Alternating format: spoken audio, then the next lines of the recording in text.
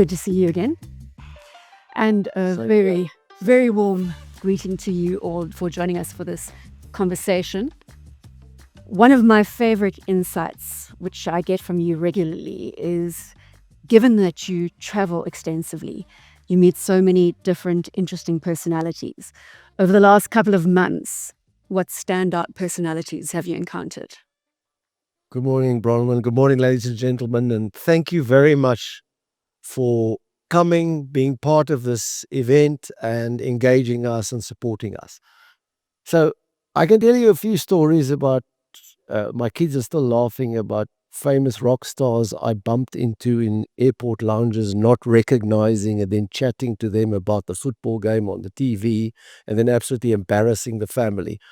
There was this one guy you might know if you follow UK sort of music of a few years ago, Will I Am. Okay. And I was at the dinner sitting in the SA Embassy, Desmond Tutu on my left, it's a long time, this is not now. And this guy called William next to me, dressed like the Matrix, looking really weird. And I thought I wanted to make him comfortable. And I sort of started talking to him about South Africa and William this and William that. And eventually I took a selfie and I told my kids I had this cool guy, William, next to me. And my son, who was a teenager, just embarrassed. He said, Dad, just embarrassed. An appropriate place to start is to look at 91 as an active manager, an EM-focused manager, and how you are navigating this changed landscape. I think the key thing about navigating change, and if those of you who, like me, I'm increasingly a YouTube fan. I know how valuable that business is because you can watch what you want when you want. You don't have to kind of wait till 6 o'clock to watch something on TV or fight with your kids over the video or, recording and then they always wipe it out and put rubbish on the TV when you want to watch. All the good rugby games I want to watch always wiped out because my wife recorded some series, never-ending series, which then eats up all the capacity at home. So anyway,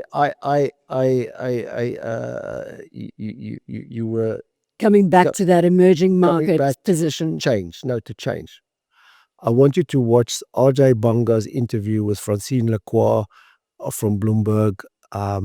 She's the other interviewer in the world who's half as good as Bronwyn.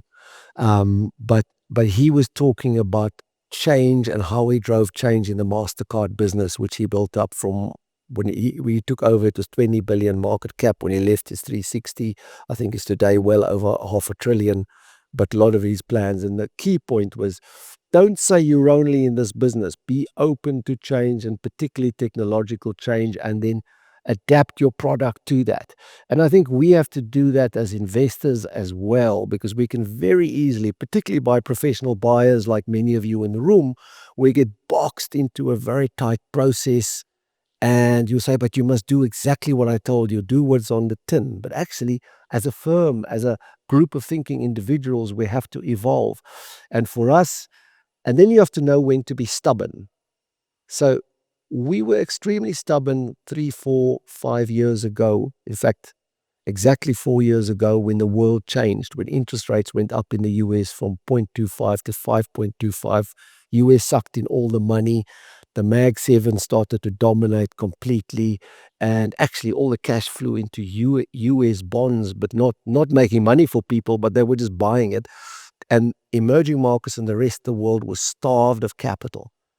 What did we say as a firm? We said, well, actually, it's all good and it's fine. We are going to sit this out. We're going to do what we do well. We launched a strategy called Focus to Grow. We focused on our skills, our differentiators, and where we thought we had an edge. And the world has come back to us in a big way last year. And we're ready to compete. And we haven't been diverted by getting involved in buying businesses to chase growth at the end of a growth cycle. So I think that the trick about change is, where are your principles? And you should have very few principles. People who have too many principles can never live by them. But those principles you have and those key strategic imperatives you have, you stick to, you live and die by them, and then you are open to reassess them or open to change when opportunity comes. And I think the change we see now is that the world is splitting very much, regionalizing. The multipolar world is here. Tech stacks are differing between East and West. Opportunity sets are different. And I think, look at the story of today. Sorry, I want to end with this one. Capitec.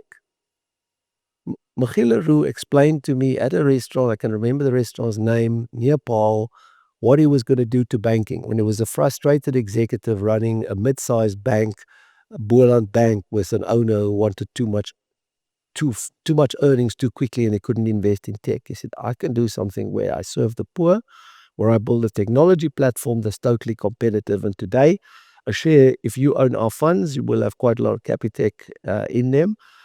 Today passed first Rand, or this week, as the largest market cap bank, because he saw the change and then stuck to the change. Talking about size, does it matter when it comes to asset management? Look at the Schroders deal. How is that impacting you? I see out of the top 500, you're sitting at 91 at 146 from an asset management perspective. Size in most things does count. Okay. I was thinking about rugby. I was quite good at turnovers until under 16, and they told me I'm not big enough. I've got to go play in the back line. But Jean-Pierre Rives was much shorter, and he was a legendary French player. And Kwagga Smith is shorter, and a bit of weight training. I could have probably done turnovers, but the big players matter. Weight matters, and I think in all industries. But those scale benefits often only go to the market leader in a market, and there can only be one or two market leaders. All the other players should not be chasing size, because they won't win if they compete on size, because the big guy is already there or too big. So take in the global asset management industry, BlackRock built and Vanguard built behemoths, and Fidelity built a very different kind of behemoth. Abby Johnson built a fantastic business, totally different from either BlackRock or Vanguard, but worth more than those two organizations. But we can't compete. But do you have to be large enough to compete is the question. And what does it take to be large enough? Now, 91 had a higher operating margin than Schroders before it got taken out. We have exactly the same financial metrics. In fact, if you look at everything over time, and we're very similar businesses, we've matched them wherever we wanted to match. So why do we have to be, and they're 5 times bigger than us, so why do we have to be 5 times bigger and therefore 5 times more complicated, with 5 times more problems, with 5 times more risk, instead of being a neat, tidy business that knows exactly what it does? What we did, though, we anticipated the fact that there are benefits to market leadership. And in South Africa, our home market, we really went for it, which explains the rationale behind the Sanlam transaction. What Siobhan didn't say, she talked about Sanlam having a share, but we acquired approximately 400 billion Rand of assets, but that wasn't the real thing. It's fixed income on top of ours, so it doesn't really affect most of the equities that you do. There's some equity business, but it gives us distribution to a market we don't normally serve. So the insurance market is a very different market, very different kind of savings that profile, very different way they save. But it brings us very sticky money for the long run to build a market leader and give us the size and scale to, for example, go into areas like rebuilding of South African infrastructure. It's a great opportunity for us to go into a different asset class, build absolutely at scale, lead it, work with the big banks, etc., which we couldn't do if we had to go around with a collection board to all of you and say, give us a little bit of your extra. I want to talk more about the South Africa opportunity in a moment. But let me just say one thing. So scale in home market matters for us to lead. In the rest of the world, we want to be specialist in surgeons, being best in class, and you have to be top 5 in your category and be known for it, and be a firm people want to deal without being the domestic name. That's why our strategy is very clear, and we don't need to go and double our size and just add quadruple our complexity. The geopolitical environment we have to touch on. Well, and there's fragmentation, as you've already alluded to.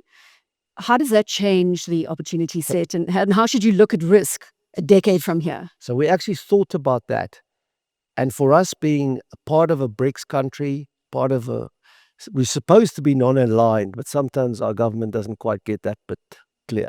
But being part of this world that is not American or Chinese or European is giving us a particular opportunity, because we are neutral, and hopefully we'll get our foreign policy vis-a-vis the US right, but we are neutral in many markets, and we now have an opportunity to compete against US players on equal terms, because they have lost their advantage, because people aren't necessarily copying them, aren't necessarily wanting to support them. Because what happened in the old days, particularly Asian countries, gave lots of business to US service providers in order to sell them goods. And therefore, the political imperative has changed from a world that was biased in favor of the hegemon, companies from the hegemon, to a world that is a bit more open. And we at 91 think, and that's why we opened offices in the Middle East in the last year.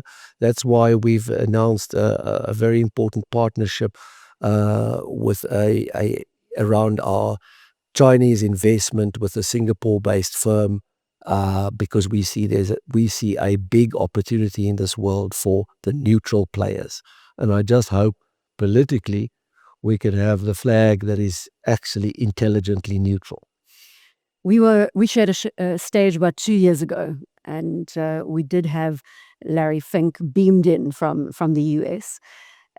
In terms of that discussion, where you were at, you were very enthusiastic about the South African opportunity. In fact, I think we had a little bit of tension on the stage there. I was less enthusiastic around the South African opportunity. But of course, I should have taken heed of that, and I should have gone boots and all into the South African equity space. How are you feeling right now? We were very positive because of the rate of change that we saw. From the disaster depth of despair of the Zuma era to a less dysfunctional GNU, okay? And the rate and the impact of that on financial assets, plus the South African financial assets were extremely cheap.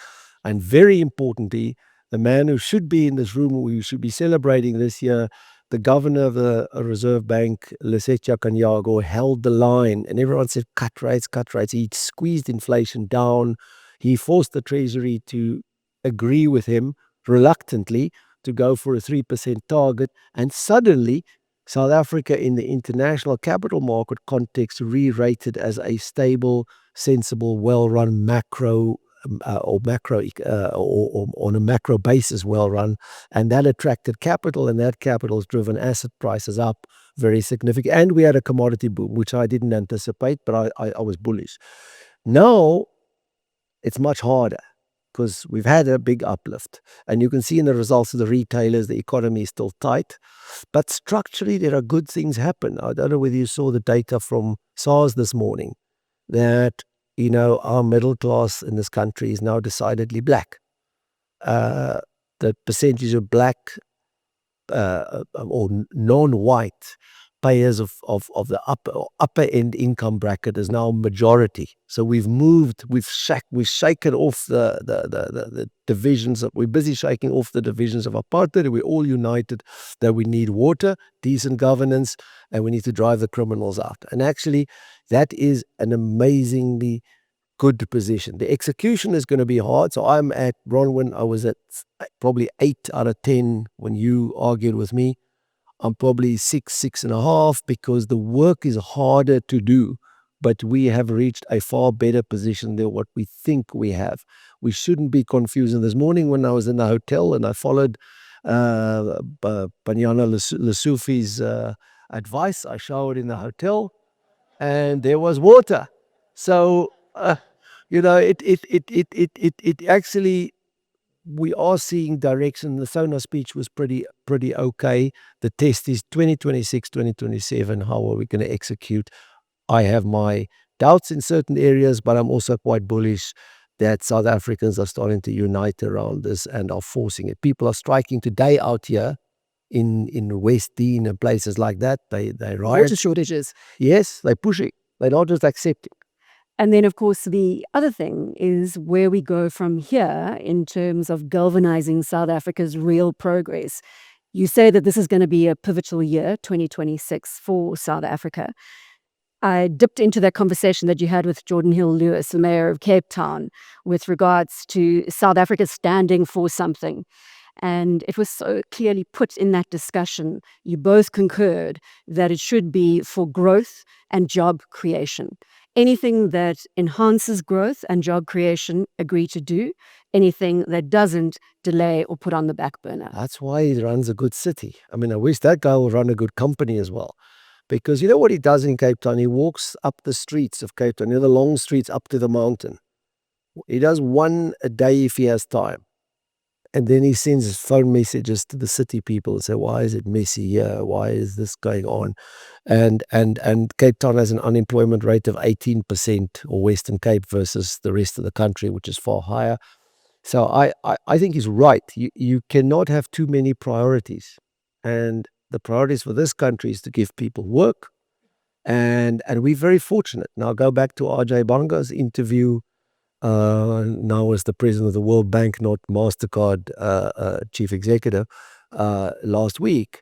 He was making the point why he's bullish on emerging markets. And I was kind of worried that we at 91 were believing our own hype here and all that. Sometimes fund managers do that, you'll know. But actually what he said was there are a few sectors that is currently experiencing growth and will have more growth in emerging markets. Infrastructure, rebuild and invest, because rates are quite low, they're financeable. Tourism, most employment intensive sector you can get. It's not a big in the GDP, but it's very big in employment and keeping people off the streets and keeping people away from hunger.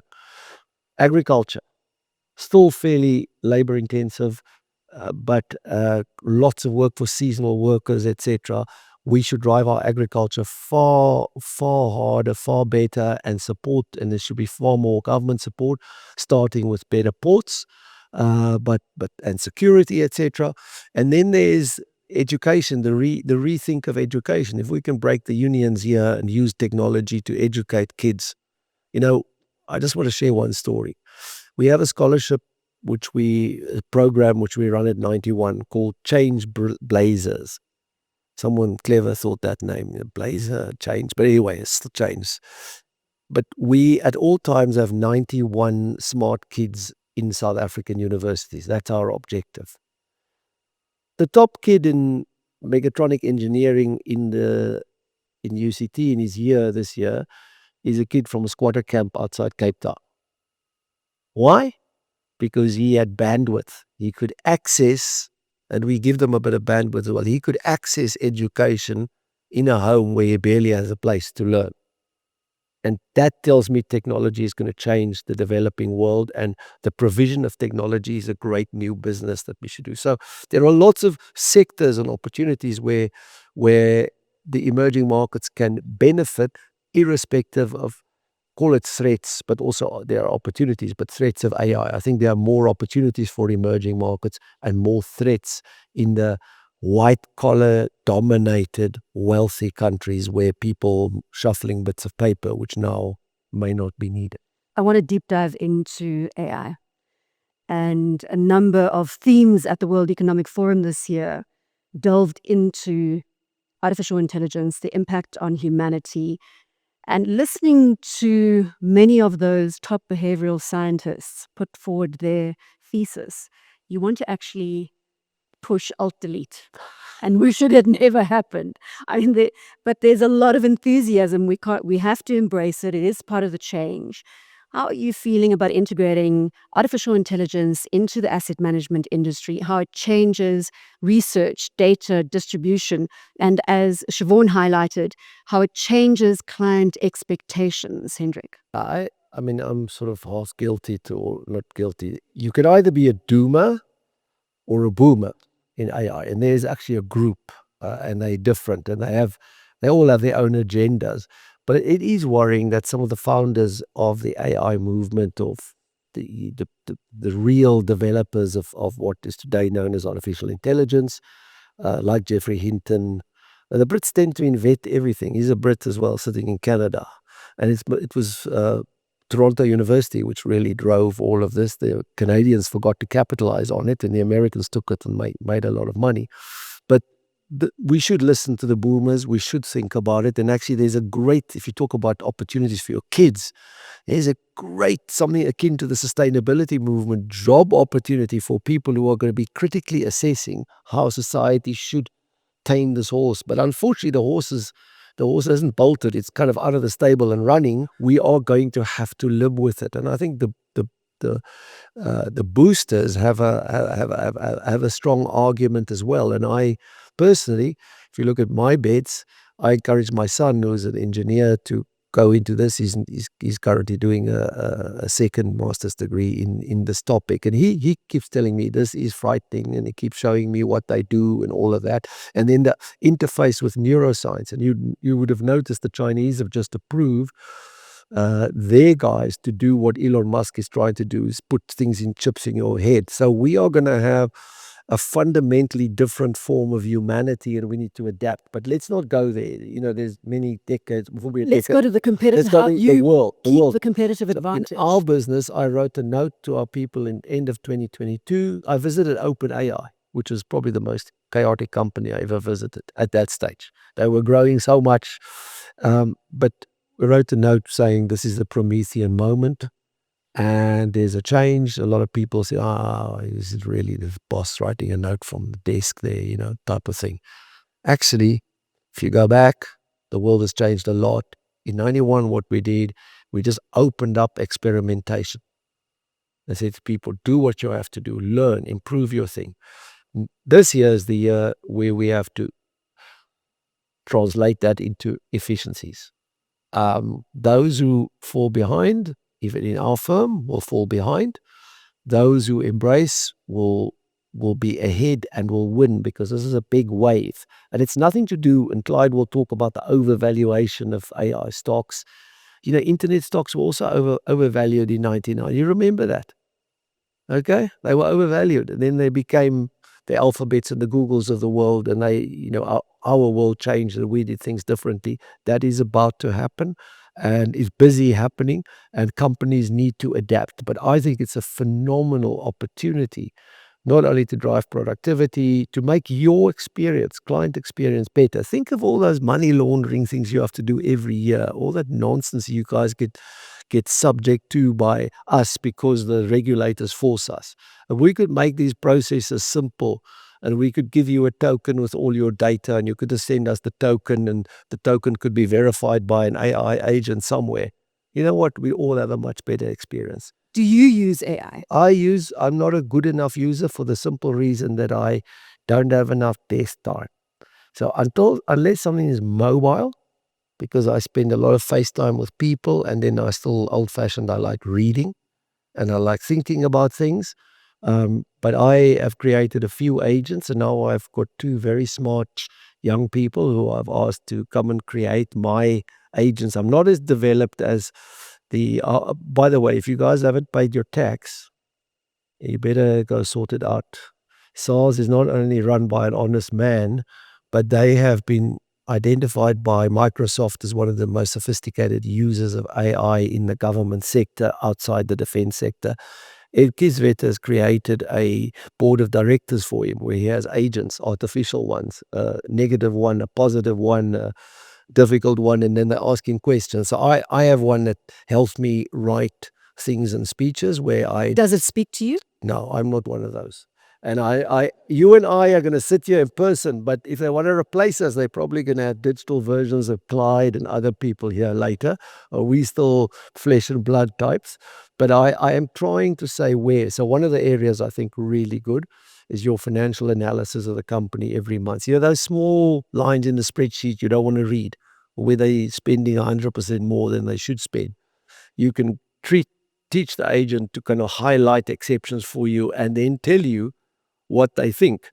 So last thing, we've experimented. If you read our annual report, you're going to get a lot of that, which is the first draft, feed 5 in, feed the conditions in, and say, what should I say to shareholders? And actually, it's coming out quite okay.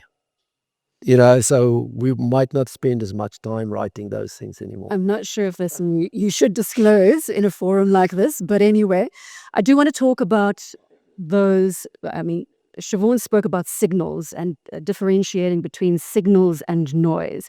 You've gone through a number of cycles over the last 35 years, and as we close out, what should we look to for long-term trends, sustainable trends for the next 35? Lessons learned. So I think just come back to the previous point very seriously.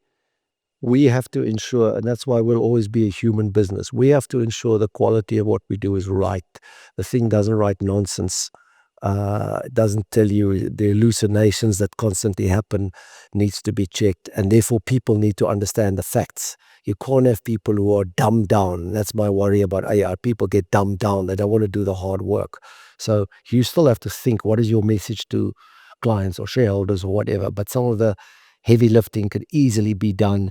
And data is not short. And you can look at data which is different from data in a book. These things can read photographs. These things can go and read aerial photographs, tell you how many ships in the ocean, etc., which you never will have the time from. So that's great. But coming back to the change in the industry, we were a cottage industry, our industry, 35 years ago. It was essentially an offshoot of the insurance industry. And we started saying savings need dedicated attention. Savings need professionals, and also advice is important. Many of you represent that. Advice is important. I believe none of that has changed. But what has changed is where people invest. Markets have moved from public markets only to private markets have been included. So a significant, I always say now, as a active long-only, predominantly long-only manager, we are an alternative manager, because actually the biggest revenue pool of our industry is now in the private markets, private equity, private credit, real estate, real assets. And then passive has risen as a tool. ETFs, nothing different from mutual funds, but they're great exposure tools, because you don't have to wait 3 days to fill in a form. You just buy the thing on the exchange, you've got the exposure. So exposure management has improved. Costs have become an issue. Technology, and therefore intrusiveness of clients in terms of what you do. In the old days, my job was to take your money. When I ran the equity fund, I took the money. I didn't worry about the benchmark.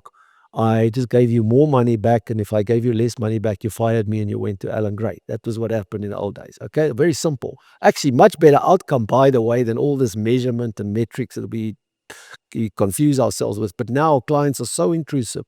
Our large institutional clients want to build into our systems from the back. We don't even send them reports. They just draw the data. And so data has become much more important. Data integrity, accuracy, and absolutely being absolutely transparent. So it's like those kitchens. In California, I saw the kitchens with a chef. You can see him cook. Now, that's not how kitchens were run 30, 40 years ago. People were at the back and they just threw in the pot what they wanted, and then they dressed it up and took it over. So transparency is costly, but that means our industry is better. It's better scrutinized, slightly over-regulated. I think we're going to get regulation back, but well-regulated by and large. And an industry which has delivered for savers. Think if we were not here collectively, where the South African wealth pool would be. It would be in bankrupt golf estates. It would be in all sorts of other ventures, online gambling, crypto, expensive insurance, etc. We have collectively created, not only for South Africa, but across the world, a savings pool that is professionally managed of $150 trillion, which can finance the future and future businesses and future job opportunities. So I'm very proud about what our industry has done over the 35. It's become a hell of a lot harder. You've got to be a hell of a lot better, but that's the reality in all industries. Competition takes you up or takes you out. And that's exactly what's going to happen. And in 91, we look forward to and we're ready to compete for the future. And I hope we can do it for you in a way which benefits ultimately you and the end savers. Hendrik du Toit, the founder and CEO, 91.